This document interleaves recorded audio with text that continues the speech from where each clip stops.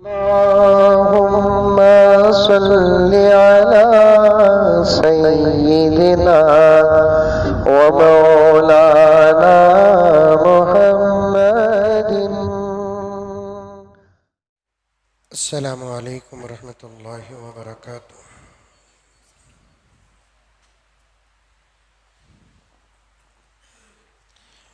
अल्हम्दुलिल्लाह अल्हम्दुलिल्लाहि रब्बिल आलमीन वस्सलातु वस्सलामु अला सय्यिदिल अंबियाइ वल मुरसलीन मुहम्मद व अला आलिहि व अस्हाबिहि अजमईन। अम्मा बअद फ़अऊज़ु बिल्लाहि मिनश शैतानिर रजीम। बिस्मिल्लाहिर रहमानिर रहीम। या अय्युहल्लज़ीना आमनु उदख़ुलू फ़िस्सिल्मि काफ़्फ़ा वला तत्तबिऊ ख़ुतवातिश शैतान इन्नहु लकुम अदुव्वुम मुबीन। वक़ाल तआला फ़ी मक़ामिन आख़र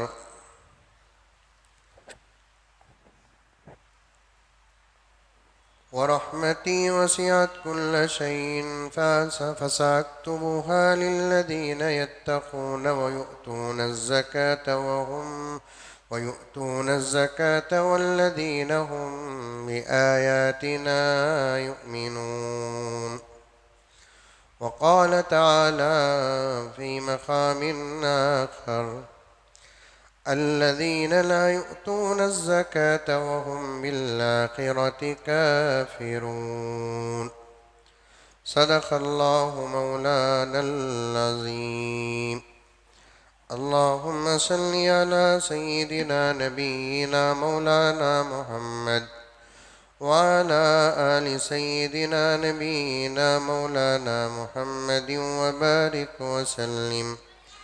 अल्लाहुम्मा सल्लि अला मुहम्मदिन बिअददि औराक़िल अशजार व बिअददि अक़्तारिल अमतार व बिअददि दवाब्बिल बरारि वल बिहार व अला आलिहि व सहबिहि व बारिक व सल्लिम। अल्लाहुम्मा सल्लि अला मुहम्मदिन कमा हुवा अहलुहु व मुस्तहिक़्क़ु। मुअज़्ज़ज़ सामीन किराम, पूरी मोहब्बत के साथ, शौक़ के साथ, उल्फत के साथ, प्यार के साथ, अदब के साथ, एहतराम के साथ, इखलास के साथ, दिल की गहराई से एक मरतबा दरूद शरीफ पढ़ लें।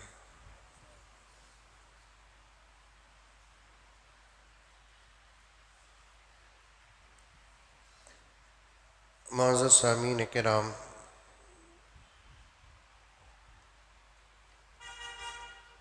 रमज़ानुल मुबारक की ये तीसरी जुमा है।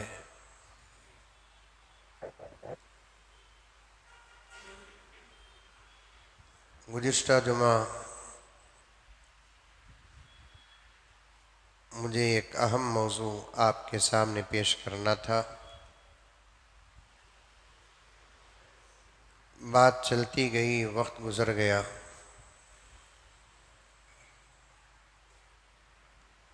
उम्मीद है कि गुज़िश्ता जुमे की बातें आप हज़रात को याद होंगी, क्योंकि इस जुमा की जो बातें हैं वो गुज़िश्ता जुमा की बातों से ताल्लुक़ रखती हैं।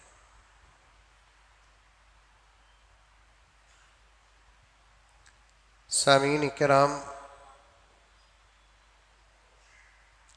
अल्लाह तबारक व तआला ने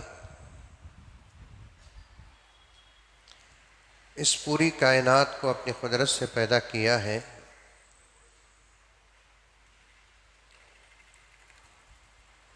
और उसमें अल्लाह तबारक व तआला ख़ास तौर पर इंसान और जिन्नात को अपनी इबादत के लिए पैदा किया।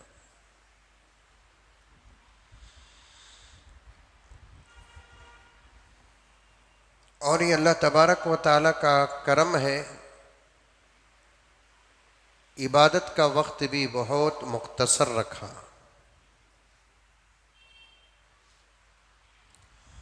और मुख्तसर में भी मुख्तसर रखा।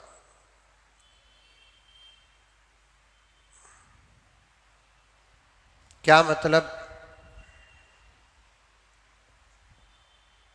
अल्लाह इंसान को पैदा करने के बाद ये नहीं कहा कि तुम हमेशा हमेशा हमेशा हमारी इबादत में लगे रहो।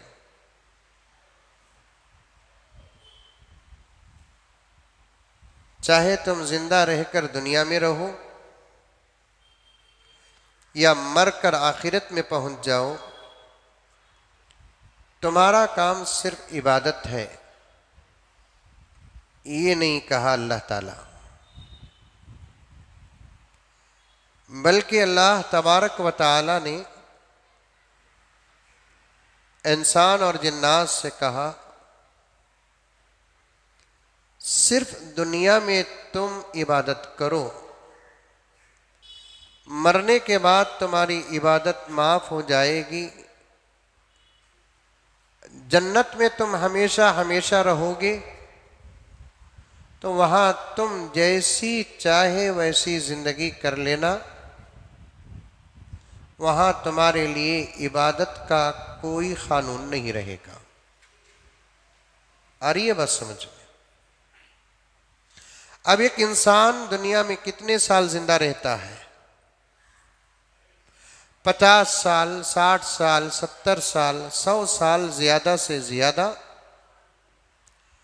और वो 100 साल में भी या 50, 60, 70 साल में भी बालिग होने से पहले का जो ज़माना जिसे बचपन कहते हैं, अगर उसे छोड़ दे तो बड़ी मुश्किल से 60, 70 साल या 45 साल या 35 साल का अरसा मिलेगा। इबादत का हुक्म सिर्फ उतना ही है। मरने के बाद कोई इबादत का हुक्म नहीं। खबर में ये नहीं कहा जाएगा कि नमाज पढ़ो, खबर में ये नहीं कहा जाएगा कि रोज़ा रखो, खबर में ये नहीं कहा जाएगा कि ज़कात दो। इंशाअल्लाह ताला जब जन्नत में दाखिल होंगे तो तब भी वहाँ ये कानून नहीं होगा कि जन्नत में तुम नमाज पढ़ो, रोज़ा रखो,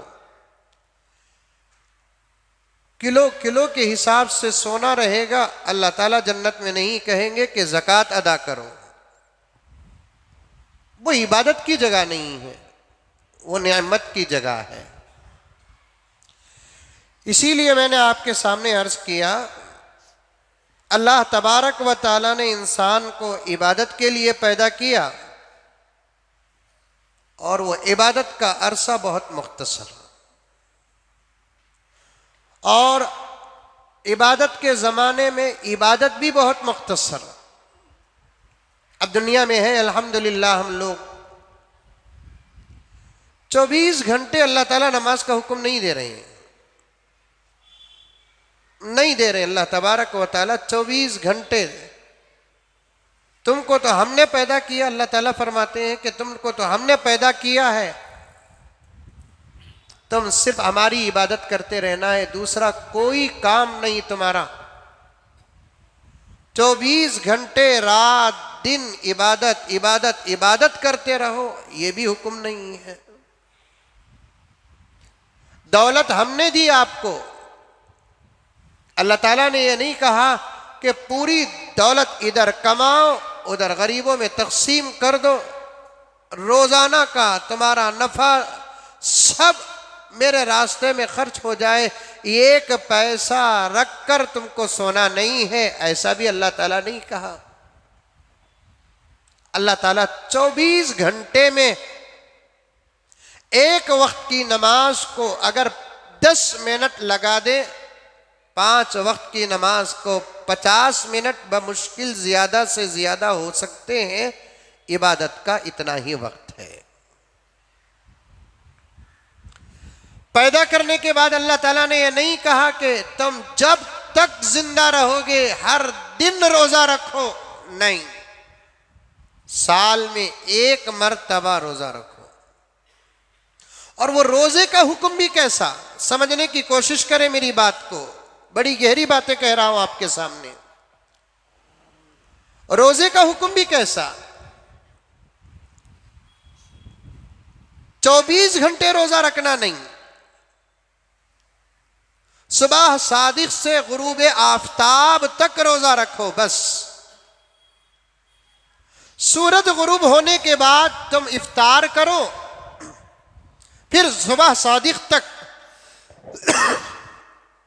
तुम जो खाना चाहते हैं खाओ, जैसे रहना चाहते हैं शरीयत के मुताबिक रहो। इबादत का हुक्म है और इबादत भी बहुत मुख्तसर। तो इंसान को अल्लाह तबारक व तआला ने जो पैदा किया उसका मकसद ही इबादत है।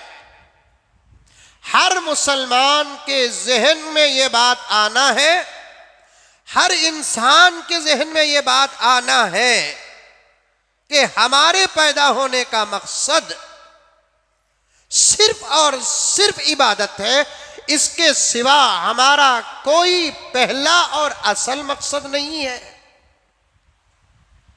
हमारे बच्चों को भी ये बात वक्तन फवक्तन रोजाना उनके दिमाग, उनकी सोच और उनकी समझ को सामने रखकर अभी से समझाने की कोशिश करें, ताकि हमारी आने वाली नस्लों के सामने उनके पैदा होने का मकसद आ जाए और वो समझ जाए कि मेरे पैदा होने का मकसद क्या है।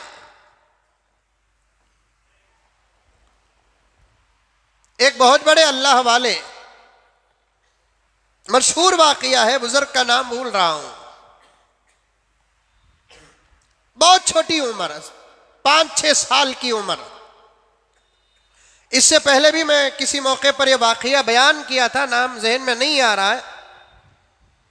तज़किरतुल औलिया में उस बुजुर्ग का वाकया और तफसील मौजूद है, जब कभी याद आ जाए तो अर्ज कर दूंगा। मशहूर बुजुर्ग है, 6-7 साल की उम्र थी बस, और बच्चों का काम ही खेलना, उनका मकसद खेलना, उनकी दुनिया खेल कूद शरारत, बच्चों के साथ खेल रहे थे। बच्चे बहुत सारे खेल रहे थे। वो जो बच्चे थे अल्लाह वाले, मशहूर बचपन का जमाना, कोने में बैठकर रो रहे हैं। हजरत इब्राहिम बिन अदहम रहमतुल्लाह अलैह का गुजर हुआ, वहां से, उस मैदान से गुजर हुआ। देखते हैं कि पूरे बच्चे खेल रहे हैं, एक बच्चा कोने में बैठकर जारो खितार रो रहा है बच्चों को देखकर। हजरत गए, बच्चे के बाजू बैठे, सर में हाथ रखे, बड़े प्यार से पूछा, क्या बेटे तू क्यों रो रहा है? क्या ये बच्चे खेल में तुझे नहीं जमा रहे? होता ना बच्चों का आपस में, बच्चों की लड़ाई भी बड़े अजीब व गरीब लड़ाइयाँ हैं। लेकिन हजरत बायजीद बुस्तामी रहमतुल्लाह अलैह फरमाते हैं, बच्चों से नसीहत हासिल करो, दिल हमेशा बच्चों की तरह रखो, क्योंकि बच्चों का दिल बड़ा साफ होता है। वो लड़ते भी हैं तो बहुत जल्द मिल भी जाते हैं। अभी लड़ा ये बच्चा ये बच्चे से, बात भी छोड़ देते हैं, थोड़ी देर के बाद देखना कि वही दो बच्चे मिलकर फिर खेलना शुरू कर देते हैं। ये दिल की सफाई की अलामत है। अब हजरत इब्राहिम बिन अदहम रहमतुल्लाह अलैह गए, बच्चे के बाजू बैठे, सर पे हाथ रखा, थपकी दी, पूछा बेटे क्यों रो रहा है? ये बच्चे तुझे खेल में नहीं जमा रहे? नहीं, ऐसी बात नहीं है हजरत। किसी ने तुझे मारा है? नहीं हजरत। कुछ कहा बुरा भला? गाली दी? नहीं हजरत। क्या तेरे पास खेलने के अशिया चीजें नहीं है? नहीं हजरत, ऐसी कोई बात नहीं। फिर तू क्यों रो रहा है? तो बच्चे ने जो जवाब दिया वही मैं आपके सामने अर्ज कर रहा हूं। बच्चे ने कहा कि हजरत, इन बच्चों को देखकर मुझे इसलिए रोना आ रहा है कि ये बच्चे अपने पैदा होने के मकसद को भूलकर गफलत में खेल रहे हैं। इनको खेलने के लिए पैदा नहीं किया गया, इनको तो इबादत के लिए पैदा किया गया। इंसान और खुसूसन मुसलमान सबसे पहले इस बात को समझ जाए, हमारे पैदा करने का मकसद, हमारे पैदा होने का मकसद खाना नहीं, पीना नहीं, सोना नहीं, तिजारत नहीं, सियासत नहीं, हुकूमत नहीं, शादी नहीं, बच्चे नहीं, जीना नहीं। हमारे पैदा करने का मकसद और हमारे पैदा होने का मकसद सिर्फ और सिर्फ अल्लाह तबारक व तआला की इबादत है। जब मुसलमान के जहन में चाहे वो मर्द हो, औरत हो, या अमीर हो, गरीब हो, आलिम हो, जाहिल हो, दाना हो, नादान हो, अगर इस बात को समझ लिया, इस आजिज का ये ख्याल है कि इंशाअल्लाह ताला वो अपने मकसद में कभी नाकाम नहीं होगा और उसकी जिंदगी की इबादतों में कोई इबादत उसकी नहीं छूटेगी। खाना कभी छूटा हमारा? अरे बोलो भाई, खाना कभी भी छूटे हमारा? रमजान में नहीं छूटा ना गैर रमजान में छूटता। कई को नहीं छोड़ते खाना, क्योंकि हमने खाने को मकसद समझा। सोना कभी छूटा हमारा? ये और बात है कि टाइम बदल गया हमारा सोने का, लेकिन कभी सोना हमारा छूटा? क्यों नहीं छूटा हमारा सोना? क्योंकि हमने सोने को मकसद समझा। शादी छूटी हमारी? क्यों नहीं छूटी हमारी शादी? इसलिए कि हमने शादी को मकसद समझा। ये सब अच्छे काम हैं, बुरे काम भी हमारे नहीं छूटते। रस्म रिवाज छूटे हमारे? क्यों नहीं छूटे रस्म रिवाज? इसलिए कि हमने उसको हमारी जिंदगी का मकसद समझा। बर्थडे कभी छूटा हमारा? क्यों नहीं छूटा हमारा बर्थडे? इसलिए कि हमने बर्थडे को मकसद समझा। तिजारत, कारोबार, बिजनेस कभी छूटा हमारा? एक ऑटो चलाने वाले को पूछो, क्या भाई रोज ऑटो चला लेकर हैं आप? क्यों नहीं आप किसी दिन छुट्टी लेते? नहीं हजरत, मैं चलाऊंगा तो मेरे बीवी बच्चों का पेट भरेगा, मेरे माँ बाप का पेट भरेगा, ये तो मेरा काम है, मेरा मकसद है। आदमी जिस चीज को अपना मकसद समझता है उस चीज को छोड़ता नहीं। समझ में आ रही है नौजवानों? मेरी बात समझ में आ रही है? अरे आ रही है? नहीं आ रही है? आदमी जिस चीज को अपना मकसद समझता है उस चीज को कभी छोड़ता नहीं। लेकिन हमने अब तक इबादत को हमारी जिंदगी का मकसद नहीं समझा, नमाज को हमारी जिंदगी का मकसद और मकसूद नहीं समझा, ज़कात को हमारी जिंदगी का मकसद और मकसूद नहीं समझा, दाढ़ियों को हमारी जिंदगी का मकसद और मकसूद नहीं समझा, अखलाक को हमारी जिंदगी का मकसद और मकसूद नहीं समझा, अल्लाह के खौफ को हमारी जिंदगी का मकसद और मकसूद नहीं समझा। दोस्तों, खुदा की कसम खाकर कहता हूं कि जब हम लोग इबादत को हमारी जिंदगी का मकसद अव्वल समझेंगे, इंशाअल्लाह ताला सुम्मा इंशाअल्लाह फजर की नमाज छूटना तो दूर की बात के तहज्जुद भी नहीं छूटेगी। कुरान की तिलावत को हमने मकसद नहीं समझा हमारी जिंदगी का, जिक्र को हमारी जिंदगी का मकसद नहीं समझा।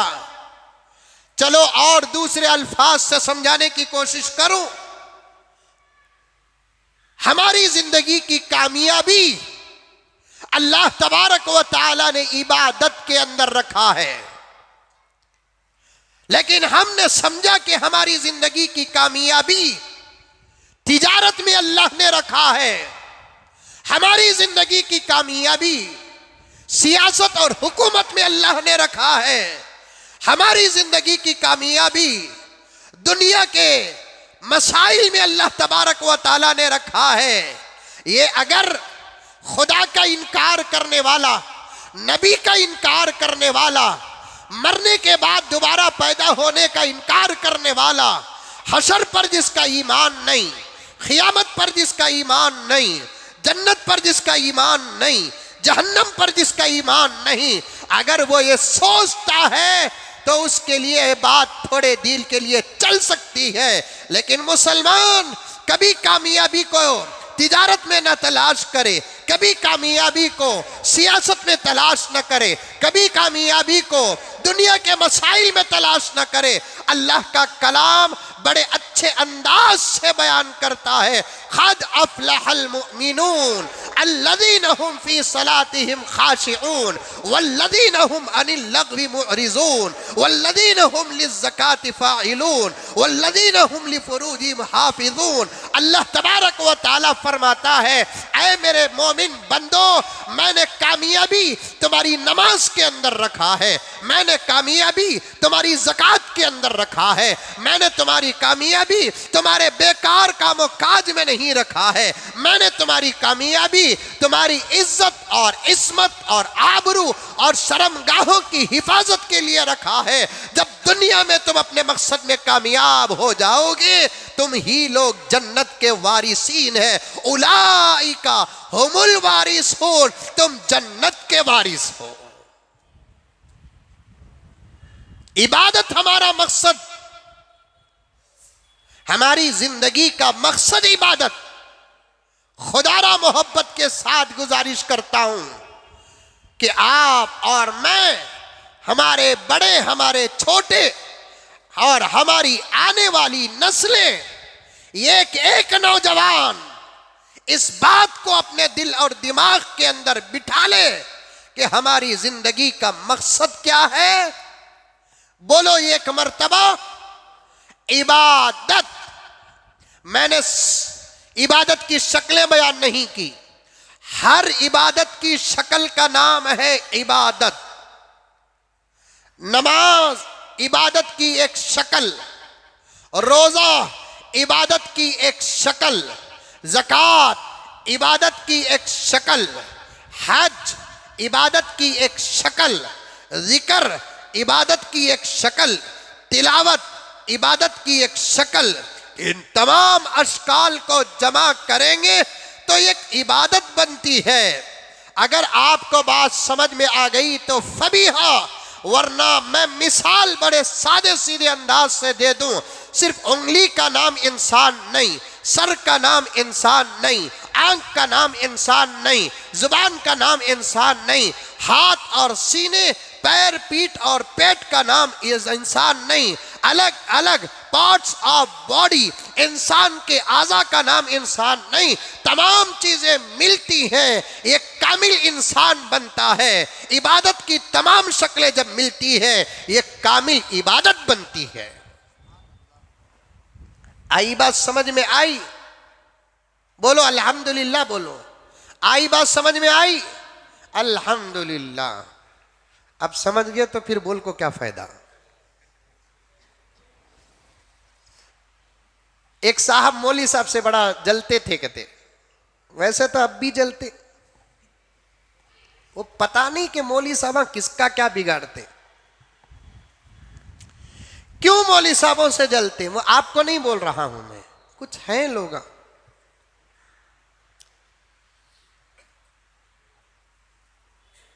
मौली साहबों से जलते और हमेशा मौली साहबों के बारे में बोलते रहते। लतीफा बोलता हूं, बात आ गई, इंशाल्लाह उन्वान छोड़ता नहीं। जबकि ये बात तय है, उलमा अंबिया के वारिस है। पूरी उम्मत अंबिया के गुलाम, उलमा अंबिया के वारिस। पूरी उम्मत मेरे आका की गुलाम, अंबिया वारिस। क्या फर्क है गुलाम और वारिस में? आप पूछे तो जवाब दूं। गुलाम अपना ही तो होता है, लेकिन फिर भी वो बाहर का है। उसकी एक हद होती है दाखिले की, लेकिन वारिस की एक हद नहीं होती दाखिले की, वो बहुत अंदर तक दाखिल हो सकता है। आप आशिक हैं, उलमा वारिस हैं। आप गुलाम हैं, उलमा वारिस हैं। वारिस बेटे को बोलते हैं। हमारी अपनी प्रॉपर्टी, हमारी अपनी जायदाद, हमारे अपने मालियात पर 100% जिसका इख्तियार और अधिकार होता है, हमारे बाद जो संभालता है, उसको कहते हैं वारिस। उसको कहते हैं वारिस। इनसे मोहब्बत करो, इनसे प्यार करो। ये नबिया के वारिस हैं, ये नबी के वारिस हैं। नबी ने खास दुआ दी है, इनसे कभी हसद करना नहीं, इनसे कभी जलना नहीं, इनसे बग़ज़ करना नहीं, इनकी कभी बेइज्जती करना नहीं, बेहुरमती करना नहीं, इनके सामने आंख से आंख मिलाकर बात करना नहीं, इनका जितना हो सके अदब करना। लेकिन आज उम्मत में ये बात मफखूद है, उम्मत में ये बात नहीं है। इतने इतने उठकर भी उलमा को मशवरे देते हैं जिनको अलिफ बा ता सा की पहचान नहीं। वो उलमा को ताने देते हैं, उलमा के बारे में जो जुबान से आया कहते हैं।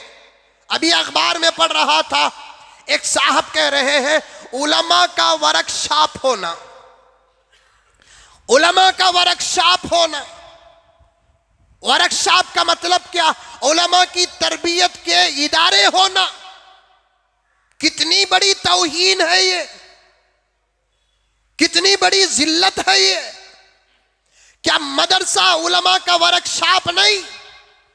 क्या दारुल उलूम उलमा का वर्कशॉप नहीं? क्या मदरसे अरबिया उलमा का वर्कशॉप नहीं? ये लीडरान कहते हैं उलमा का वर्कशॉप होना, और ये बात सिर्फ मुसलमानों में पाई जाती है। डूब के मरने का वक्त आ गया, उलमा की तरबियत की बात करते हो, कान खोल कर सुन लो। खुदा करे कि आवाज बहुत दूर तक चले जाए। अल्लाह तबारक व तआला मेरे अंदर इखलास अता फरमाए। अगर इस जमीन में इस वक्त उलमा की अगर तरबियत नहीं हुई तो फिर किसकी हुई? उलमा की अगर तरबियत नहीं हुई, अगर उलमा तरबियत याफ्ता नहीं है, तो फिर कौन है तरबियत याफ्ता? जरा सामने तो आ जाए। अगर उलमा की तरबियत नहीं हुई तो फिर कौन है तरबियत याफ्ता? उठकर तो खड़ा हो जाए। उलमा सफ़े अव्वल के तरबियत याफ्ता हजरात हैं, जो 8 साल 7 साल की उम्र से तरबियत हासिल करते हैं, 25 साल तक तरबियत पाते रहते हैं। किससे? मुहद्दिसीन से तरबियत पाते हैं, मुफस्सिरीन से तरबियत पाते हैं, फुक़हा से तरबियत पाते हैं, कुरान खोल कर तरबियत पाते हैं, हदीस खोल कर तरबियत पाते हैं, खुदा और रसूल की निगरानी में तरबियत पाते हैं। फिर उलमा के वर्कशॉप की बात, ये इससे ज्यादा हिमाकत वाली बात कोई और नहीं हो सकती। तरबियत तो उनकी होना है, वर्कशॉप तो उनके लिए खोलना है जिनको सजदा तक करना नहीं आता, जिनको सना तक पढ़ना नहीं आता, जिनको सूरह फातिहा तक पढ़ना नहीं आता, जिनको हलाल और हराम की तमीज नहीं है, जिनको तिजारत और रिश्वत की तमीज नहीं है, जिनको खाने के आदाब नहीं मालूम, उनके लिए वर्कशॉप की जरूरत है। उलमा के लिए वर्कशॉप की जरूरत नहीं है।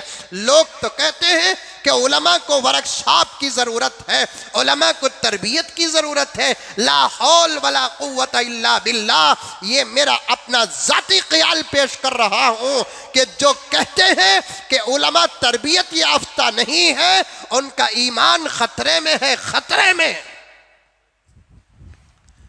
और अफसोस है हिंदू लीडर लीडरों में कोई लीडर नहीं कहता सामियों का वर्कशॉप होना, ईसाई लीडरों में कोई लीडर नहीं कहता कि फादरों का वर्कशॉप होना, सिख लीडरों में से कोई लीडर नहीं कहता गुरुओं का वर्कशॉप होना, मुसलमान लीडरान में से बाज कहते हैं कि उलमा का वर्कशॉप होना है। खोल कर तो देखो, हमारी तरबियत होगी या आपकी तरबियत इंशाअल्लाह हम करेंगे। हमारी तरबियत किसी को करने की ज़रूरत नहीं, न किसी लीडर को करने की ज़रूरत है, न किसी गीडर को करने की ज़रूरत है। हमारी तरबियत हमारे असातिज़ा किए हैं और हमारी तरबियत हमारे असातिज़ा कर रहे हैं। यही तरबियत हमारे लिए काफ़ी है, दुनिया में कामयाब होने के लिए भी, आखिरत में कामयाब होने के लिए भी यही हमारे लिए तरबियत काफ़ी है। अगर आपको तरबियत की ज़रूरत है तो ये 6-7 साल का बच्चा जो तड़प लेकर आता है वो लेकर आओ। उलमा जहां जूतियां छोड़ते हैं वहां बैठो, इंशाअल्लाह ताला चंद दिन नहीं गुजरेंगे तुम्हारी भी तरबियत हो जाएगी, तुम्हारी भी तरबियत हो जाएगी। अब उलमा के लिए वर्कशॉप खोलने की जरूरत नहीं है, उलमा को वर्कशॉप खोलने की जरूरत है। उलमा के लिए वर्कशॉप खोलने की जरूरत नहीं है, उलमा को वर्कशॉप खोलने की जरूरत है। अब हम सिर्फ जुमे के बयानात करते हैं, इसी को हमने बहुत बड़ा काम समझ गया है। इसके अलावा कौम की और तरबियत की ज़रूरत है, मस्जिदों के जिम्मेदारों के वर्कशॉप की ज़रूरत है, काउंसलरों के वर्कशॉप की ज़रूरत है, एमएलओ के वर्कशॉप की ज़रूरत है, एमपीओ के वर्कशॉप की ज़रूरत है, ताजिरों के वर्कशॉप की ज़रूरत है। ये और बात है उलमा को खुलने नहीं देते, वरना वर्कशॉप को तो इनकी ज़रूरत है, हमको वर्कशॉप की ज़रूरत नहीं है। काउंसलरों की तरबियत नहीं हुई, इसीलिए तो मंदिरों में जाकर बट लगा रहे हैं। एमएलओ की तरबियत नहीं हुई, मंदिरों में जाकर हाथ और नारियल फोड़ रहे हैं। एमपीओ की तरबियत नहीं हुई, गैरुल्लाह के सामने सजदा कर रहे हैं, आग की पूजा कर रहे हैं। वर्कशॉप की उनको ज़रूरत है या वर्कशॉप को उलमा की ज़रूरत है? ये तकिए में सर रख कर रात के अंधेरे में बीवियों से जुदा होकर सोचे, इंशाअल्लाह ताला बात समझ में आ जाएगी। हमारे लिए वर्कशॉप की जरूरत नहीं है। 15-20 साल हमने मदरसों का साया पाया है, 15-20 साल हमने असातिज़ा के सामने ऊंट की तरह दो जानू होकर बैठे हैं, आलती पालती और कुर्सियों में नहीं बैठे। हमारे लिए वर्कशॉप की जरूरत हो। 15 साल हमने हमारे माँ बाप के जूते नहीं, उस्ताद मोहतरम की जूतियां सर में उठाई है। 15 साल हमने हमारे असातिज़ा की खिदमत की है। 15 साल हमने वक्त जबकि हमारी ऊपर नमाज फर्ज नहीं हुई, नमाजों को हमने पढ़ा है। तहज्जुद हम पर जरूरी नहीं थी, हमने तहज्जुद पढ़ी है। हमारे लिए वर्कशॉप की जरूरत नहीं है। दोस्तों, तुम्हारे लिए वर्कशॉप की ज़रूरत है, तुम्हारे लिए तरबियत गाह की ज़रूरत है, तुम्हारे लिए औलिया की मजलिस की ज़रूरत है, तुम्हारे लिए उलमा की ज़रूरत है, खौफे खुदा की तुमको ज़रूरत है, इश्क़ रसूल की तुमको ज़रूरत है, हलाल और हराम के इम्तियाज़ की तुमको ज़रूरत है, उलमा को ज़रूरत नहीं। कहीं कहीं कोई एक आलिम, एक लाख में एक आलिम, 1 लाख में एक आलिम, 1 लाख में एक आलिम अगर कोई भूल कर देता है, उसकी भूल को पूरे उलमा पर उड़ा नहीं सकते।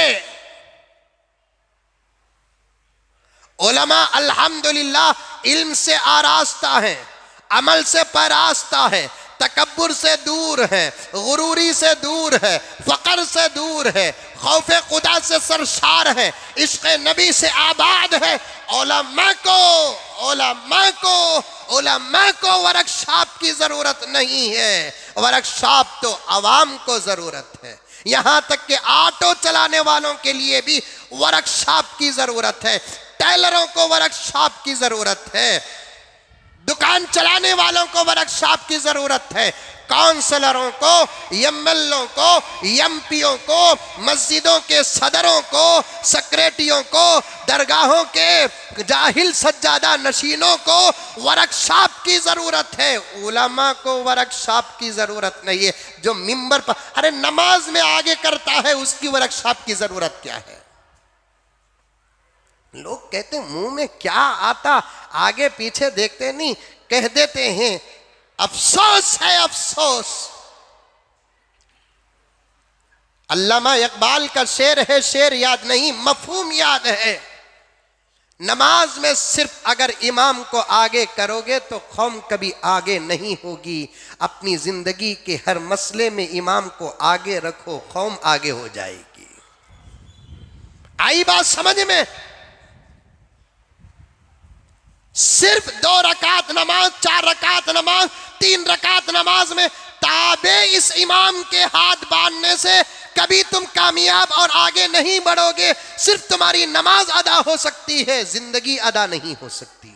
जिंदगी अदा होने के लिए आपके हर मसले में आप अपने अपने उलमा को आगे रखना पड़ेगा, तब जाकर आप लोग कामयाब होंगे। ये जुमले वापस लो, वापस लो, वापस लो।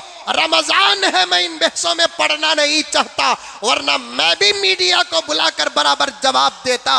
वर्कशॉप की उलमा को जरूरत नहीं, वर्कशॉप की तो कौम को जरूरत है, कौम के लीडरों को जरूरत है।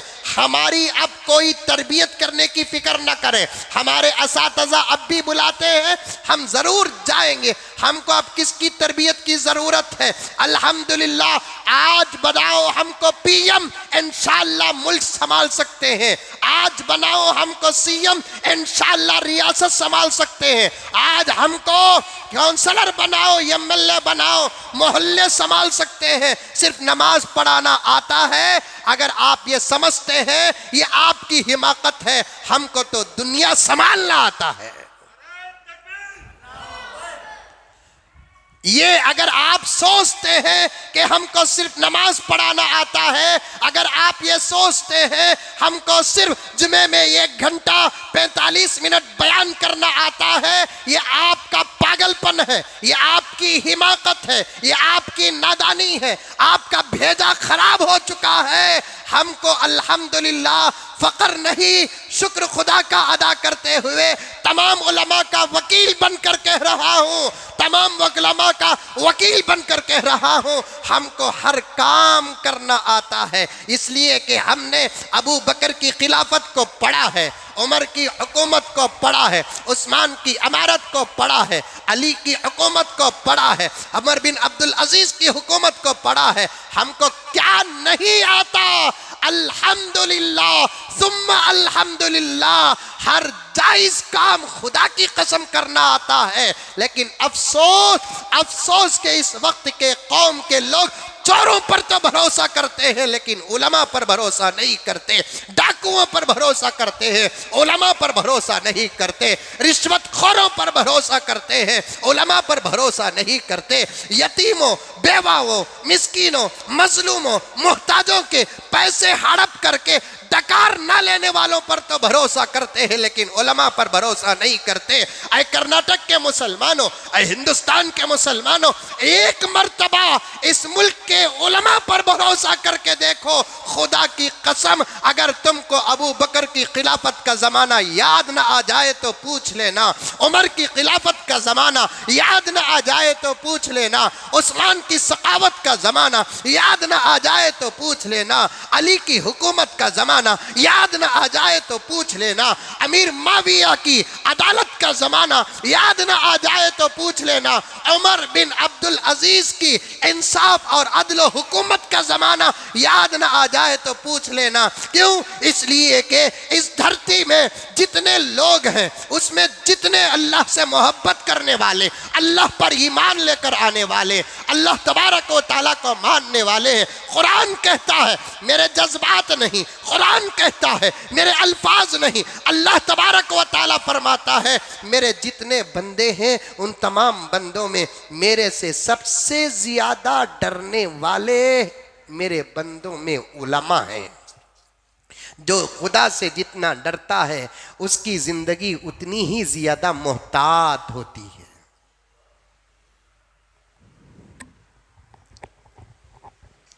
हजरत अली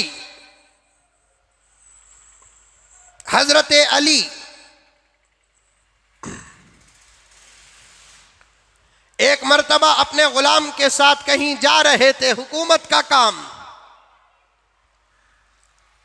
कूफे के गलियों में गुजर रहे थे। अचानक अपने गुलाम से कहा कि तू उतर, मैं भी उतरूं, तू यहीं मेरे घोड़े को देखते हुए खड़ा रहे, मैं जरा इस गली को जाकर आता हूं।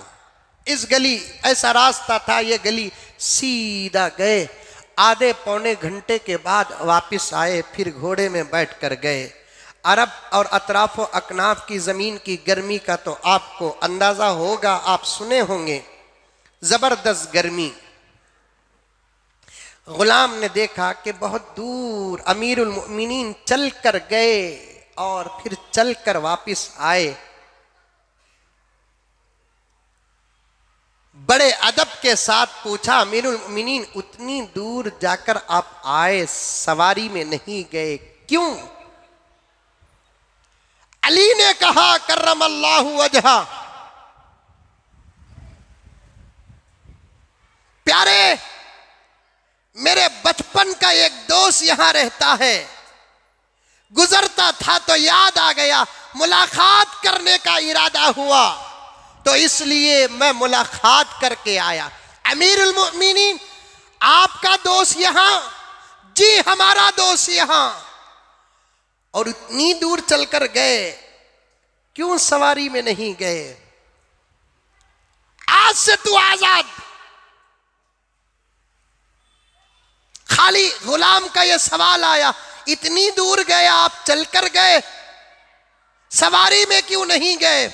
अमीरुल मोमिनीन ने अपने गुलाम से कहा, आज से तू आजाद, तेरा मेरा जुड़ नहीं सकता। गुलामों पर रहम करम करने की बात मेरे आका न देते तो तुझे मैं खूब मारता। गलत मशवरा देता है, गलत बात करता है, समझता नहीं। मैं निकला था हुकूमत के काम से, दोस्त मेरा यहां है, मेरा जाती काम है, मेरे जाती काम के लिए मैं हुकूमत का घोड़ा कैसे इस्तेमाल कर सकता हूं? इसलिए यही घोड़े को रोका। वो अमानतों के वाक़ियात हमारे पास है, हमें वर्कशॉप की जरूरत नहीं है। वर्कशॉप की जिसे जरूरत है उसके लिए खोले, तरबियत करने के लिए इंशाअल्लाह ताला उलमा आएंगे।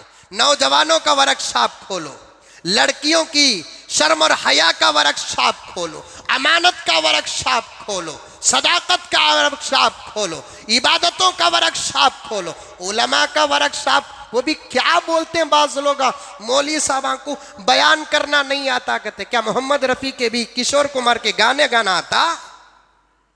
मौलवी साहब को बयान करना नहीं आया तो प्यारे फिर किसे आता?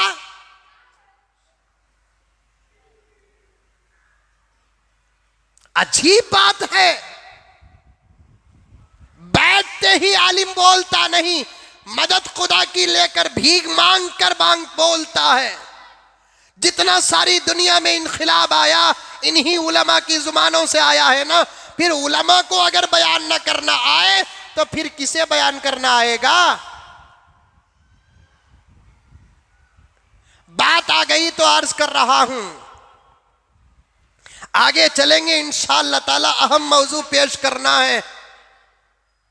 खुदा मेरे वक्त में बरकत दे दे। मोहब्बत करेंगे उलमा से, करेंगे उलमा से मोहब्बत। वो भी जुम्मे के दिन मेरा दिमाग क्यों खराब करते मालूम नहीं।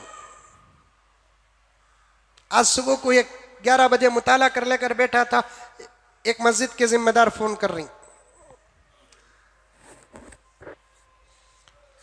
हजरत कहीं हजरत तुम्हें? मैं बोला पहले आसमान में। सलाम वालेकुम। वालेकुम सलाम बोल डाले तो समझ जाना हूं मैं फला मस्जिद का जिम्मेदार बोल रहा हूं। हजरत बोलो हज साहब, ये तरावी गिरावी हाफिज साहब पढ़ा तो उनको कातिबी देना क्या हजरत?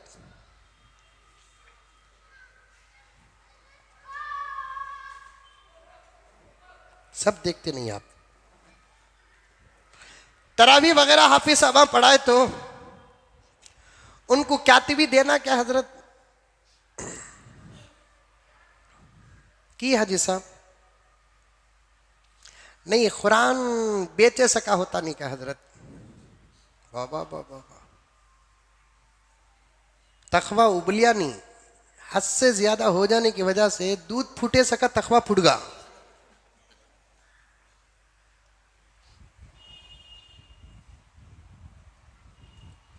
देखिए वो बच्चा जो भोला भाला है उन्हें भी मेरी बात की तायीद कर रहा है।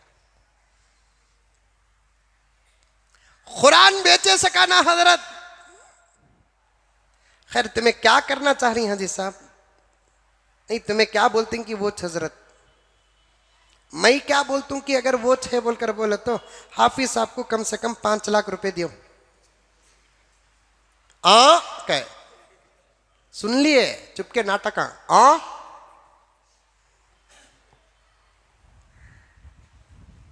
कौन बेच रहा है कुरान? कौन मां का वो लाल है हाथ उठा दे जो कुरान खरीदने की दौलत रखता है? हिंदुस्तान में कोई मुसलमान अमीर हो के ना हो, अरब की जरजमीन में तो होंगे ऐसे उमरा, किसी के पास ताकत है जो किसी हाफिज का कुरान खरीदने की दौलत रखता है? दुनिया का कौन सा मौलवी है जो कुरान बेचता है? ला हौल वला कुव्वता इल्ला बिल्लाह। अगर बेचे भी वलो बिल फर्ज, एग्जाम्पल मिसाल बेचे भी, किसके पास ताकत है कुरान खरीदने की? है ताकत तुम्हारे पास? है तुम्हारे पास ताकत? कौन बेचता है कुरान? किस मस्जिद का हाफिज कुरान बेचता है? इल्जाम लगाते हो हुफ्फाज पर कि हुफ्फाज कुरान बेचते हैं। ला हौल वला कुव्वता इल्ला बिल्लाह। पेट चीरे तो अलिफ नहीं, फिक़ह की बातें करते हैं। और इसमें बाज उलमा भी अपना ख्याल ठोस देते हैं। एक है पूछना, एक है देना। गौर से सुनो, एक है पूछना, एक है देना। मस्जिद में कुरान हाफिज साहब पढ़ाते हैं। हाफिज साहब बोले अगर मैं तरावी में कुरान पढ़ाऊंगा लेकिन मुझे 1 लाख रुपए देना है, यह गलत है। हाफिज साहब आकर 1 महीने तक पाबंदी के साथ 20 दिन 20 रकात तरावी अल्हम्दुलिल्लाह कुरान पाक पूरे अच्छे अंदाज से पढ़ाते हैं। पूछते नहीं। क्या आपका ज़मीर इस बात को पसंद करता है कि वो हाफिज जब मिनल जिन्नती व नास पढ़कर वापस चले जाए, सलाम करके उसे भेज दे? पैगंबर ने फरमाया बेहतरीन तोहफा वो है जो किसी क़ारी कुरान को दिया जाए। हजरत उमर वजीफे देते थे, पूछ पूछ कर देते थे हजरत उमर वजीफे। जब वजीफा लेने के लिए आता क्या करता है? किसान काम करता हूं, ले ले वजीफा। क्या करता है? बीमार हूं, ले ले वजीफा। अगर कोई आता तो पूछते। सबकी शक्लें उस जमाने में एक तरह थी, सबके चेहरों में दाढ़ियां थी, सबके सर में टोपियां थी। कौन आलिम कौन गैर आलिम, कौन हाफिज कौन गैर हाफिज, तमीज नहीं होती थी, पूछना पड़ता था। सब ऐसे होते थे। क्या करते हैं आप? किसान बाड़ी काम करता हूं, ले ले वजीफा। क्या करते हैं आप? बीमार हूं, ले ले वजीफा। क्या करती है तू? मैं बेवा हूं, ले ले वजीफा। पूछते पूछते अगर किसी को पूछते क्या करता है तू, तो वो कहता कि अल्हम्दुलिल्लाह मैं हाफिज कुरान हूं। हजरत अमीरुल मोमिनीन बैतुल माल के जिम्मेदार से कहते सबको सिंगल वजीफा दो, हाफिज कुरान को डबल वजीफा दो।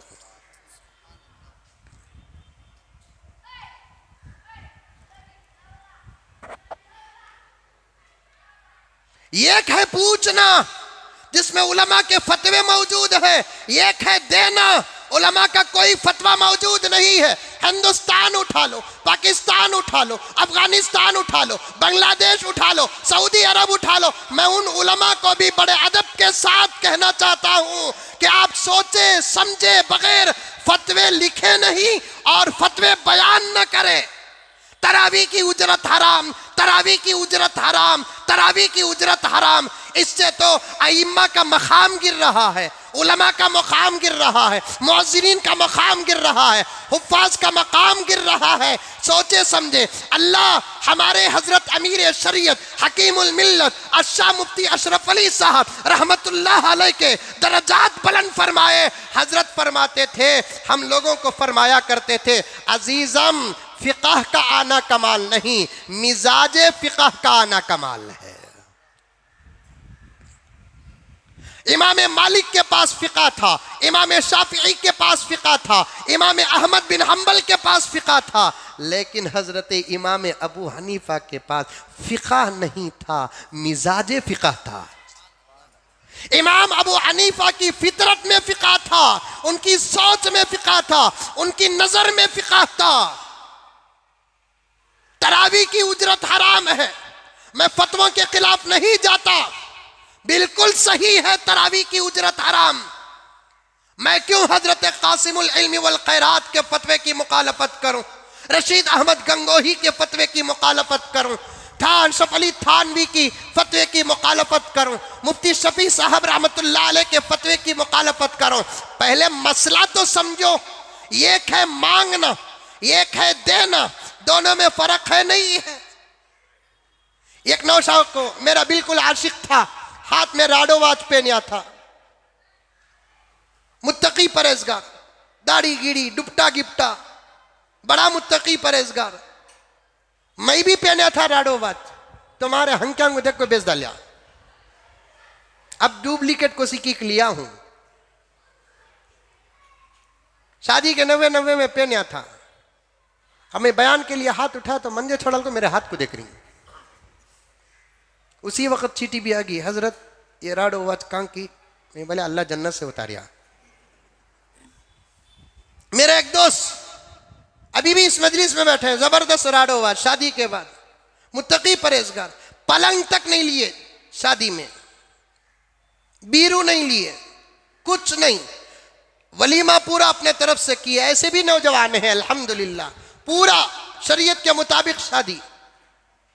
सिर्फ घर के अफराद गए, लड़की शादी करके लेकर आ गए, मगरिब के बाद वलीमा हुआ, पूरा खर्च पलंग तक।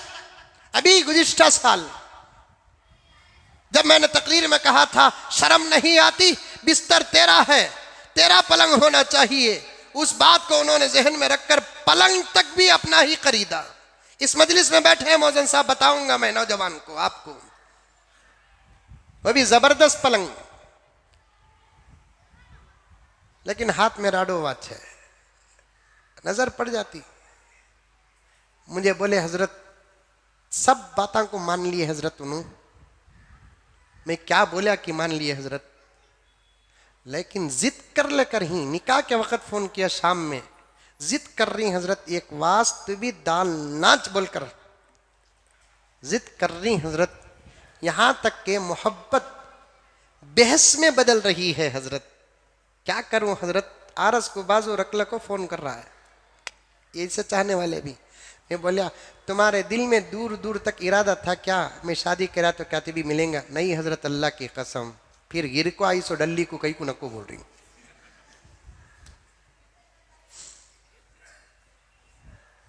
एक है मांगना ना जायज, एक है देना जायज, दोनों में फर्क है नहीं है। मांगने पर फतवे हैं, देने पर एक फतवा पेश करो। मांगने पर किताबें मौजूद हैं, देने पर एक किताब पेश करो। दो उलमाए किराम को, हुफ्फाज़े किराम को दो। एक महीना 27 शब 27 रातें अपनी मस्जिद के अंदर हाफिज साहब पूरे कुरान पाक को पूरी तजवीद और तरतील के साथ, पूरे एहतमाम के साथ, पूरे खुशू व खुजू के साथ, पूरी तवज्जो के साथ हुजूर की सुन्नत पर अमल करते हुए, जिब्राइल की सुन्नत पर अमल करते हुए, सहाबा की सुन्नत पर अमल करते हुए 1450 साल के सिलसिले को बाकी रखते हुए आपकी मस्जिद में कुरान पाक को पढ़ा है। वो सवाल तो नहीं कर रहा है, लेकिन क्या आप उसे जवाब नहीं देंगे?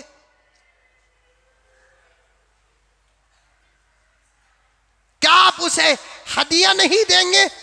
क्या आप उसे तोहफा नहीं देंगे? सबको देते हैं तो कभी कहीं दर्द नहीं आता।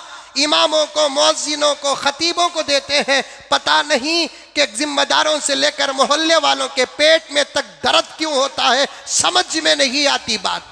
दिल खोल कर दो। अल्लाह की कसम खाकर कहता हूं, मेरी अपनी जात को रखकर बात नहीं कर रहा हूं, खुदारा मेरे कसम पर भरोसा करो, मैं सब उलमा, सब हुफ्फाज को सामने रखकर बात कर रहा हूं। जाओ, जाकर देखो मंदिरों के सामियों को कौम क्या नवाजती है। जाओ, जाकर देखो चर्चों के फादरों को कौम क्या नवाजती है। जाओ, जाकर देखो गुरुद्वारों के गुरुओं को कौम क्या नवाजती है। तुम्हारा इमाम गरीब है, तुम्हें शर्म नहीं आती। तुम्हारा मुअज्जिन गरीब है, तुम्हें शर्म नहीं आती। तुम्हारा हाफिज कुरान गरीब है, तुम्हें शर्म नहीं आती। तुम्हारी मकतब में कुरान पढ़ाने वाला मुअल्लिम और मुदर्रिस गरीब है, तुम्हें शर्म नहीं आती। अब तक उसके घर में उसकी बीवी इंतजार कर रही है, मेरे शौहर का वजीफा कब आएगा, मेरे ईद का इंतजाम कब होगा। बच्चे इंतजार कर रहे हैं। बाज बच्चे तो इंतजार नहीं करते, बाप पर जिद कर रहे हैं। बच्चे न समझता हुआ भी बाप ये तसल्ली देता है, बेटे सब के कपड़े शुरू में खरीदे जाते हैं, उलमा के कपड़े आखिर में खरीदे जाते हैं। जरूर तुम्हारे कपड़ों का इंतजाम होगा, जरा खत्म आ जाने दीजिए, शबे कदर आ जाने दीजिए। आपको मैं ले जा कहूंगा और कपड़े दिलाऊंगा। याद रखो, मैं हर वक्त कहा करता हूं, मस्जिदों के जिम्मेदारों, सदरों, सेक्रेटरियों, कान खोल कर सुनो। 10 करोड़ की मस्जिद बनाओगे, 20 करोड़ की मस्जिद बनाओगे, 50 करोड़ की मस्जिद बनाओगे, दर्जात उतने बुलंद नहीं होंगे अगर तुम्हारी मस्जिद में तुम्हारा इमाम तुम्हारी तनख्वाह से खुश नहीं, तुम्हारी नजात में डाउट है। लिख लो, देवबंद में पूछ लो आज इसकी बात को। खुदा कल क़यामत में सदर, सेक्रेटरी, अराकीन और मोहल्ले से ये नहीं पूछेगा कितने करोड़ की मस्जिद बनाया, खुदा ये पूछेगा तेरे इमाम की तनख्वाह उसकी जरूरत के मुताबिक थी कि नहीं थी, पूछेगा। नहीं बचोगे, नहीं बचोगे, नहीं बचोगे। किसी मोहल्ले का इमाम परेशान है, गालिबन खलीफे हारून रशीद एक खारी कुरान, कुरान को 7 तरीके से पढ़ते हैं। मुजाहिर क़िरात में आपने कारियों को सुना होगा 7 तरीके से कुरान, जिसे 7 और 10 सबा अशरा क़िरात कहते हैं, अलग अलग तरीके से पढ़ते हैं।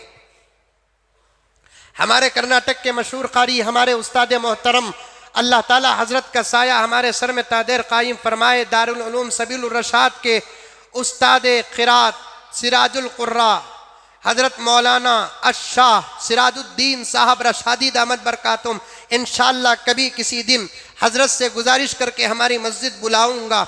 इतनी बेहतरीन क़िरात पढ़ते हैं, क्या बेहतरीन तजवीद है हजरत की, क्या कुरान पढ़ते हैं। हज़ारों हज़ारों अल्हम्दुलिल्लाह हजरत के शागिर्दान हैं। हजरत रियासत कर्नाटक बल्कि हिंदुस्तान के मशहूर कुर्रा में से हैं, बल्कि क़िरात के मुजाहिरों में हजरत को सदारत के तौर पर बुलाया जाता है और सबसे आखिर में हजरत की क़िरात होती है। आप में से देखा होगा और सुना होगा, हमारे कर्नाटक में अच्छे अच्छे कुर्रा पैदा हुए हैं। हमारे और एक उस्ताद मोहतरम हजरत शाह इमदादुल्लाह साहब रहमतुल्लाहि अलैह हिंदुस्तान के नंबर 1 कुर्रा में से थे। 7 तरीके से पढ़ते हैं। एक कारी का नाम कसई, खलीफे हारून रशीद को ख्वाहिश पैदा हुई, आज मैं फजर की नमाज इमाम कसई के पीछे पढ़ूं। यहां 2 बातें हैं, उस जमाने के बादशाह खिरात के भी शौकीन थे। इस जमाने के बादशाहान गाने के शौकीन हैं। समझ में आई बात। अब देखो रमजानुल मुबारक के बाद मुशायरे शुरू हो जाएंगे। आइंदा जुमा याद रही तो बात अर्ज करूंगा, वक्त जा रहा है, कुछ जरूरी बातें अर्ज करना है। दूसरी बात यह है कि खलीफे हारून रशीद हो क्या उस जमाने के खुलफा जिनकी फजर तक नहीं छूटती थी, ख्वाहिश हुई कि फजर की नमाज इमाम कसई के पीछे पढ़े। इमाम साहब नमाज शुरू कर लिए, खलीफे हारून रशीद जाकर पीछे नमाज पढ़े। बार बार इमाम कुरान को, इमाम खिरात को बार बार गलती आ रही है, बार बार गलती आ रही है। इमाम अबू हनीफा, इमाम शाफी, इमाम मालिक जैसे फिक़ा में इमाम है, खिरात में उन्हों इमाम, बार बार गलती आ रही है। खलीफे हारून रशीद नमाज पढ़े, सीधे महल गए। जबरदस्त दो अशरफियों के थाले, थाले कहते हैं बड़े बड़े थाले, उस जमाने में थाले बड़े बड़े होते थे। दो अशरफियों के दो थाले अशरफियों से भरे हुए अपने गुलाम को बुलाया, बुलाकर कहा कि जाओ हमारी तरफ से इमाम साहब को ये देना, और कल फजर की नमाज तुम वहाँ पढ़कर आकर बताना कि फजर की नमाज इमाम साहब कैसे पढ़ाए। समझ में आ रही है बात? अरे आ रही है नहीं आ रही है? तुम लगा समझना ज़रूरी है। मैं अंदर से कुछ इशारे भी पेश कर रहा हूँ, तुम लगा समझ रही नहीं। मैं वो खोल कर बोला तो तुम्हें काम मेरे ऊपर डालेंगे बोलकर मैं डर कर नहीं बोल रहा हूँ। अल्लाह का करम एहसान है आपकी दुआओं से, अल्लाह मुझे बहुत अच्छा रखा है। दुआ करो कि अल्लाह ताला कभी किसी का मोहताज ना बनाए। लेकिन बात तो मुझे साफ करना है। खाली दोस्त के शुक्राने को गया तो टाइटन वाचले को जाता। 27 दिन इमाम साहब के पीछे कुरान पढ़ा, एक गरीब लिफाफा भी नहीं है। दो उलमा को दो, उलमा को दो। हजरत मुजद्दिद मिल्लत शाह अशरफ अली थानवी रहमतुल्लाह अलैह फरमाते हैं, उलमा को ये देख कर ना दो कि कौन सा आलिम अमीर है, कौन सा आलिम गरीब है। तुम्हारा देने का मकसद गुर्बत और दौलत नहीं, तुम्हारे देने का मकसद उसका इल्म है।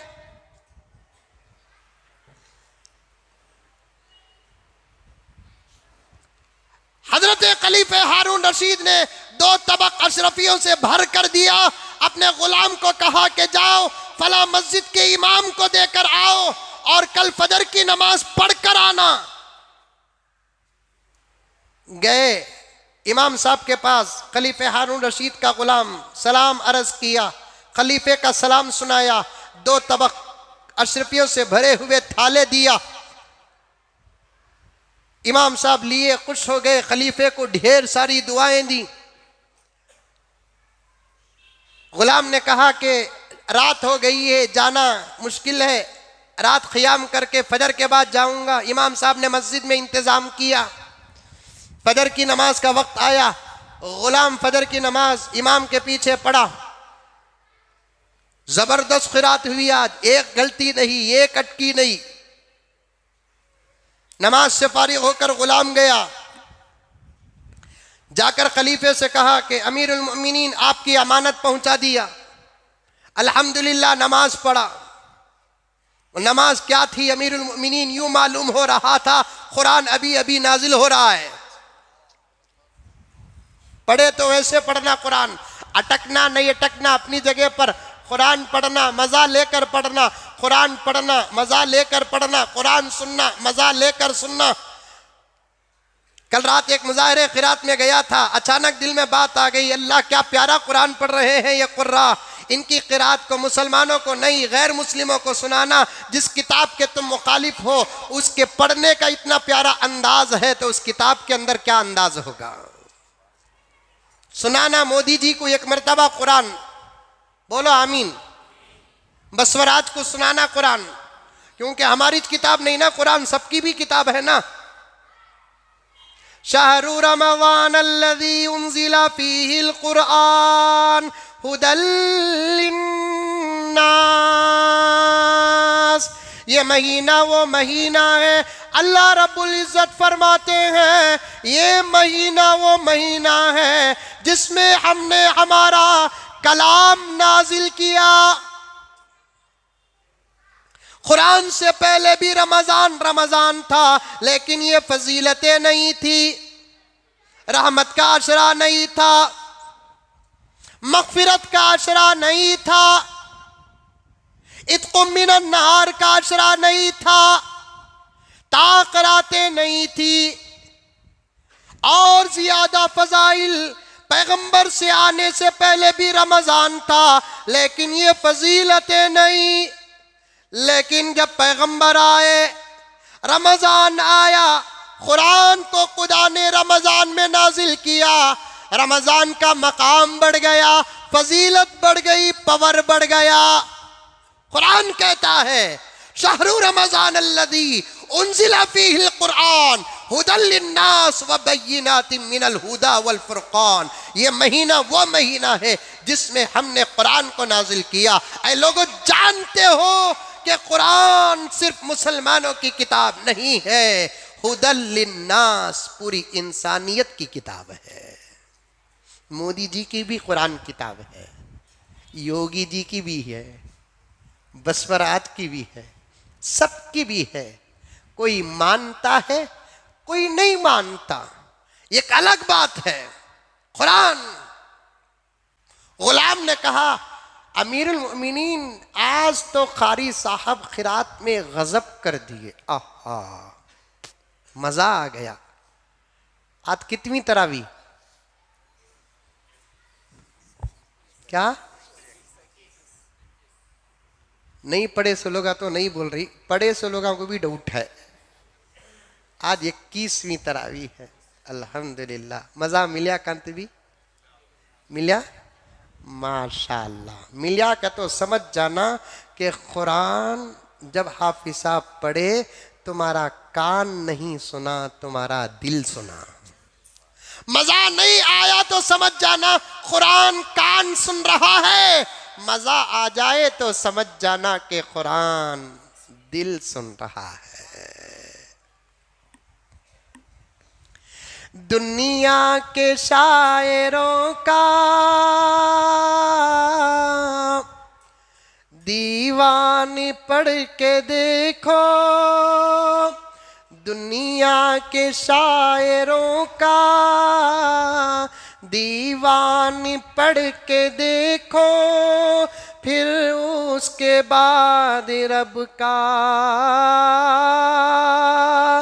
कुरान पढ़ के देखो।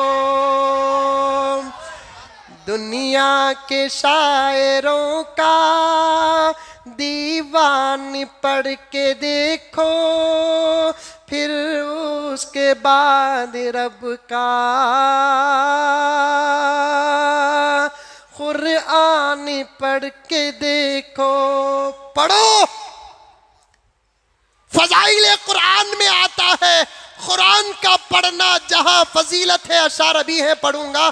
कुरान का पढ़ना जहां हिदायत और फजीलत है, वहीं कुरान का पढ़ना दुश्मनों पर हैबत भी है। हमें कुरान पढ़े तो दुश्मन डर जाते, कहते आखा बोले। आज दुश्मन डर रहा ही नहीं, इसका मतलब यह है कि हमें कुरान नहीं पढ़ रहे, बल्कि उल्टा हमें डर रहे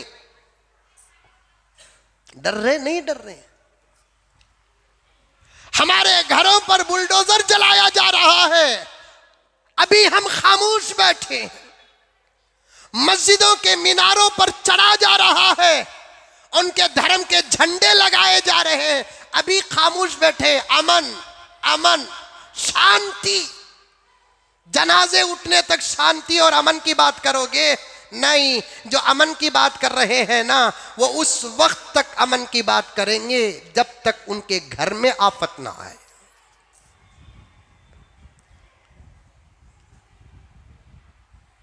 बुलडोजर चलाए जा रहे हैं, अजानें बंद की जा रही हैं, अभी बमड़ी आ रही है। अगर 9 मार्च तक 9 मई तक मस्जिदों की अजानें बंद नहीं होंगी तो हम 5 वक्त अजान के वक्त हनुमान 40 कुछ है ना, वो पढ़ेंगे। पढ़ो ना, हमना क्या है, हमें कब रोके, हमें कब बाबा रोके। तुम्हें बराबर पढ़ो, हनुमान 40वां पढ़ो, 20वां पढ़ो, हमें रोके तो ना नहीं। 2 आवाज़ें टकराएगी, टकराने दो। हमारे अजान का मकसद किसी की मुखालफत नहीं है।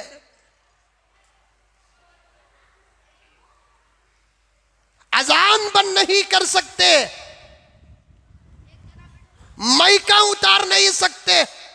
अरे 8-8 दिन रस्तों में दूसरी हमारे इस मुल्क के कौम के हिंदू भाइयों की ईद आती है, 8-8 दिन तक भजन चलता है। कभी हम जाकर पुलिस स्टेशन में कंप्लेंट दिए? ऐन रमजानुल मुबारक के मौके पे गणेशा की रैलियां निकलती हैं, कभी हमने ऑब्जेक्शन किया? आखिर हमारी अजानों से इतना खतरा क्यों है? ओहो, समझ में आ रही है बात। हल्का हल्का अजानें तुम्हारे जिंदगियों को भी बदल रही हैं। ये मुल्क है हिंदुस्तान, जमहूरी मुल्क है। मोदी साहब जमहूरियत को समझे नहीं। दिल गंदा है तो फिर गंदी जुबान भी होगी, दिल गंदा है तो फिर गंदी जुबान भी होगी। ऐसे में तुम जैसों की पहचान भी होगी। दिल गंदा है तो फिर गंदी जुबान भी होगी, ऐसे में तुम जैसों की पहचान भी होगी। तुम नफरत के जहर मत घोलो, ये हिंदुस्तान है। तुम नफरत के जहर मत घोलो, ये हिंदुस्तान है। यहाँ भजन भी होगा, यहाँ अजान भी होगी, यहाँ भजन भी होगा, यहाँ अजान भी होगी। बुलडोजर दिल्ली में लाकर चला रहे हैं। रमजान है, सबर कर रहे हैं। हमारे सबर का गलत मतलब ना लो, हमारे सबर का गलत मतलब ना लो, वरना फिर हालात बहुत ख़राब हो जाएंगे। हम नहीं चाहते कि हमारे मुल्क के अंदर हालात ख़राब हो। हम नहीं चाहते हमारे मुल्क के अंदर हालात ख़राब हो। हम नहीं चाहते हमारे मुल्क में नफरत हो। हम नहीं चाहते हमारे मुल्क की मोहब्बत बर्बाद हो। जय श्री राम कहना है तो ज़रूर कहो, हम भी नारे तकबीर कहेंगे, लेकिन हमको उस तरीक़े से नारे तकबीर कहने पर मजबूर न करो जिस तरीक़े से हमारे सहाबा कहते थे।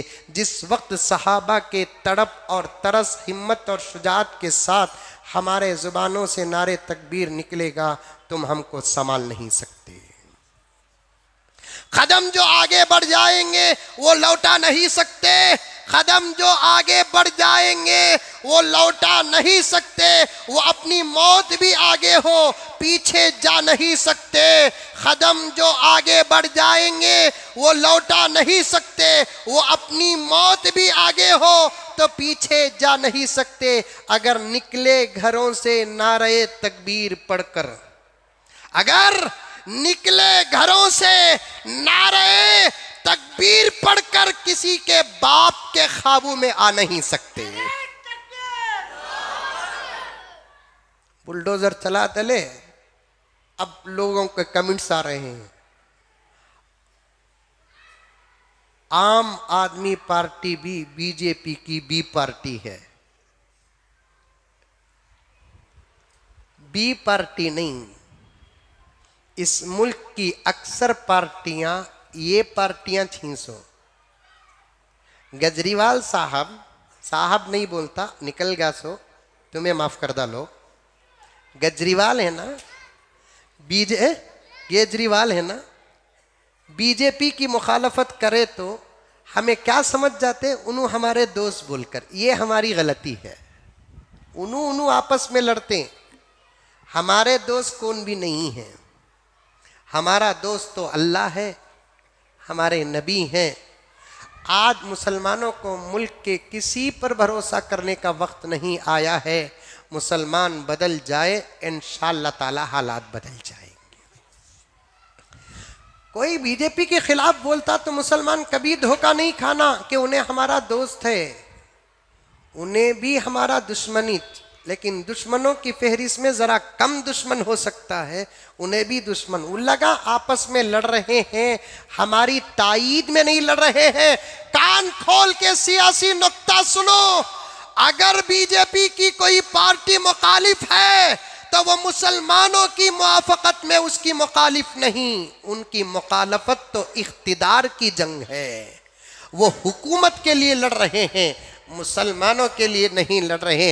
इस वक्त मुसलमानों का कोई नहीं है, कोई पार्टी मुसलमानों की नहीं है।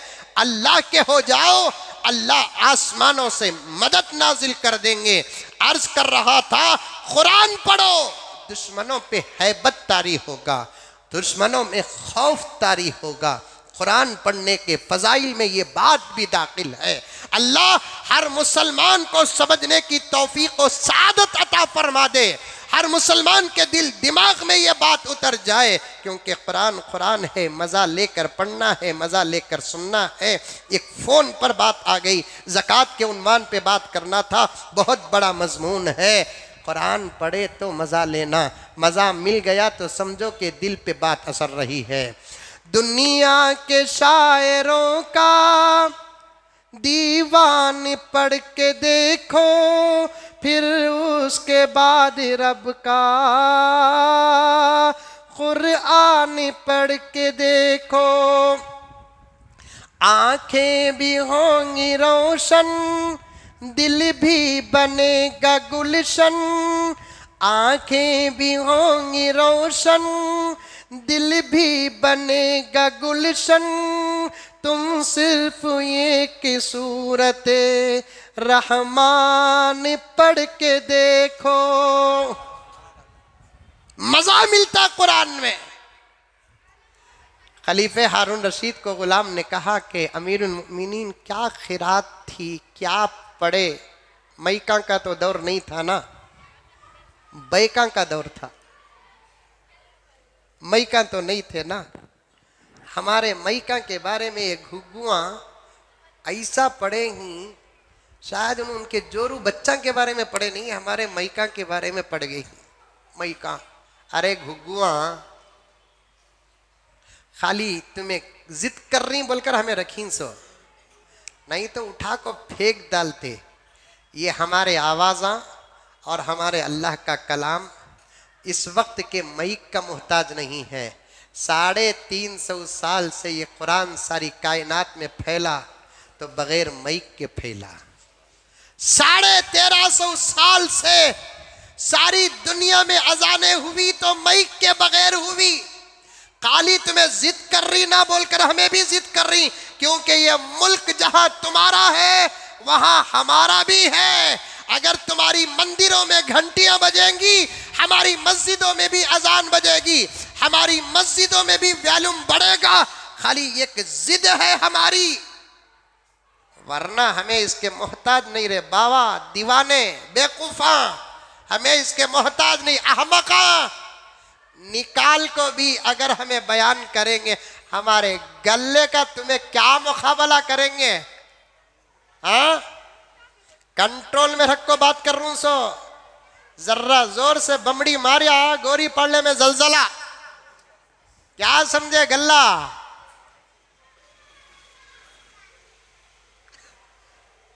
हमें नमाजा पढ़ाना ना संभालना बोल को, समझ में आई बात है। हमें इसके मोहताजा नहीं, इन्हें है ना कभी भी हाथ दे डालता अचानक। अल्हम्दुलिल्लाहि रब्बिल आलमीन अर्रहमानिर रहीम मालिकी यौमिद्दीन। क्या इसके बाद पढ़ रही नहीं ना कहते करंट चलेगा कहते।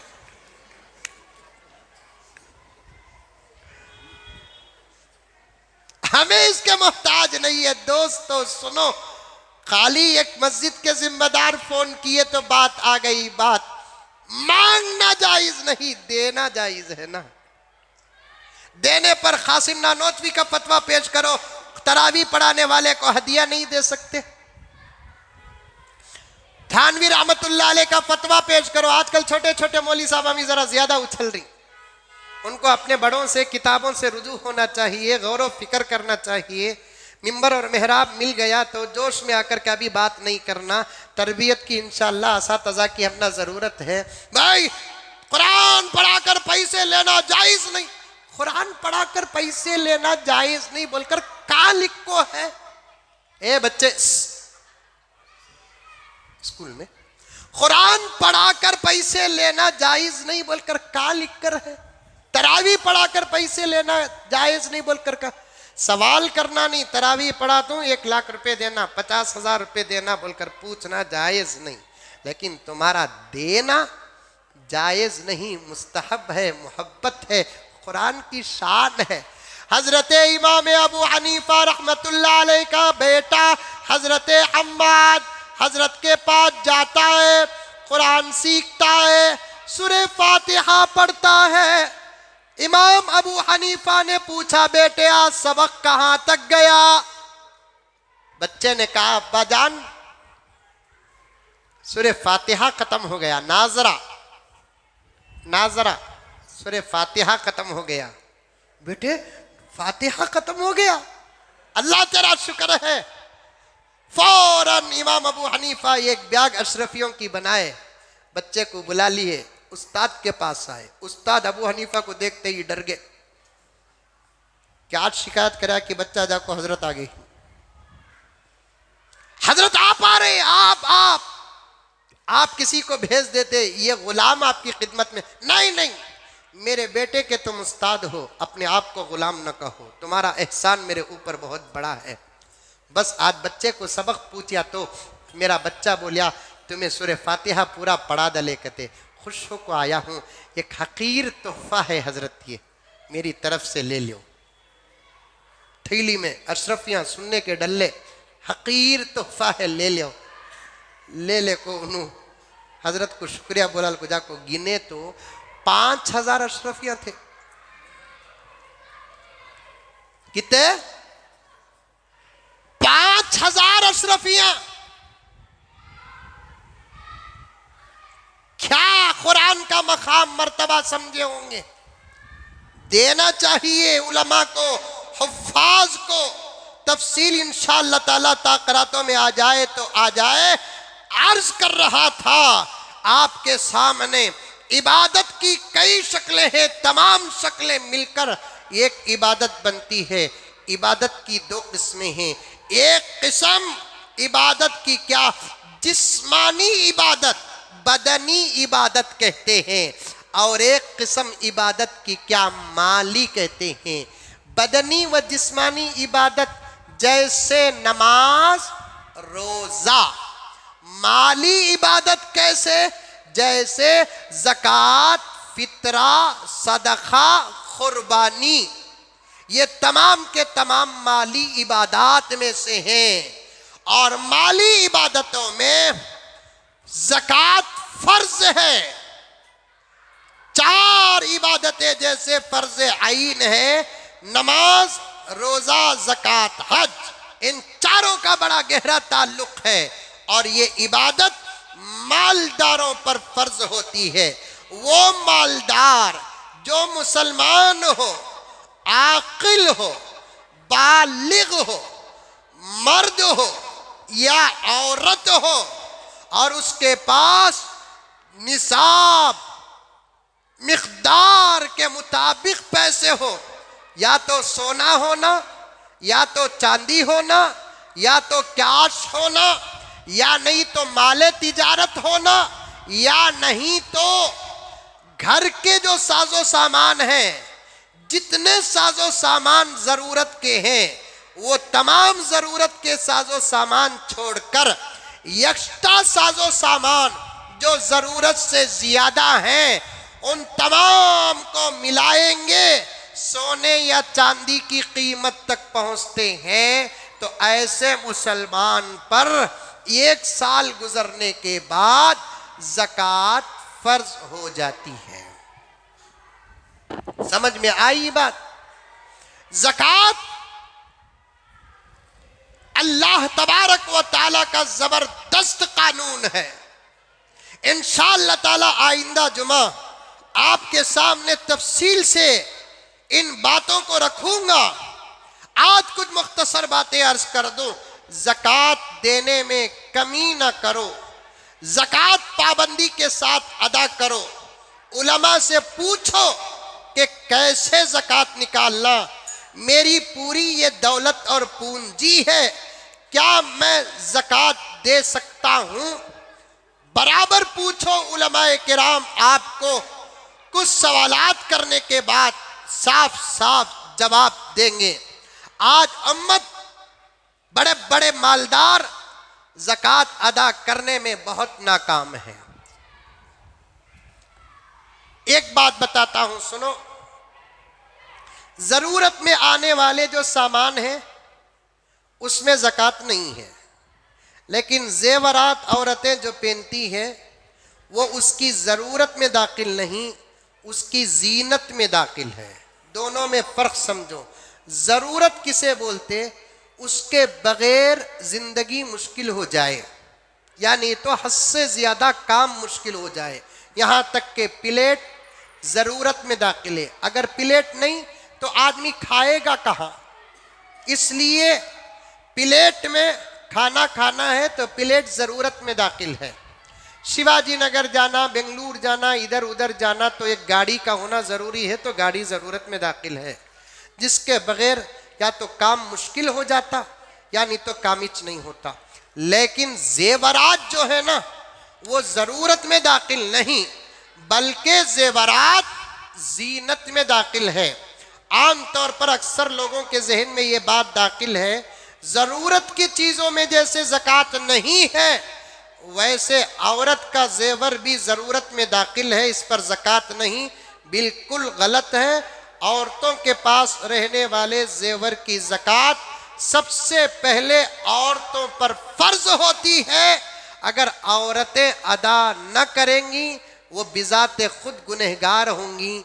औरतों की तरफ से अगर मर्द इजाज़त लेकर ज़कात अदा कर दे तो ज़कात अदा हो जाएगी। बकिया ज़कात के जो मसाइल वग़ैरह हैं, आप में से बज़रिए फ़ोन के कोई पूछना चाहते हैं वो ज़रूर पूछ सकते हैं। दुआ करे कि अल्लाह तबारक व ताला हम तमाम को अमल की तौफ़ीक़ अता फ़रमाए। 2 ऐलान सुन लें, बल्कि 3 ऐलान। एक ऐलान हमारी मस्जिद का जुमे का चंदा, आप तमाम हज़रात से गुजारिश है मस्जिद के लिए ज़्यादा से ज़्यादा चंदा इनायत फ़रमाएँ। अल्लाह ताला आपके देने दिलाने को कबूल फ़रमाए।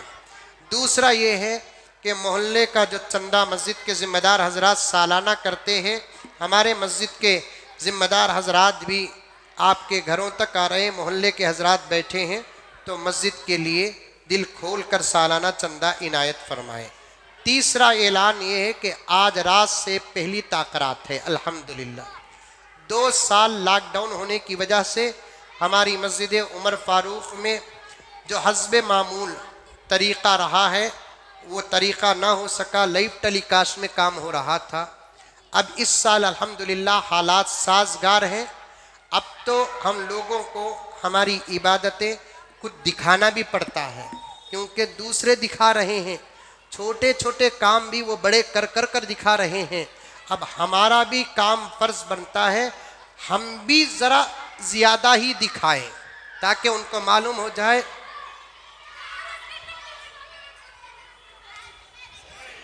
हाँ? कहाँ हो रहे?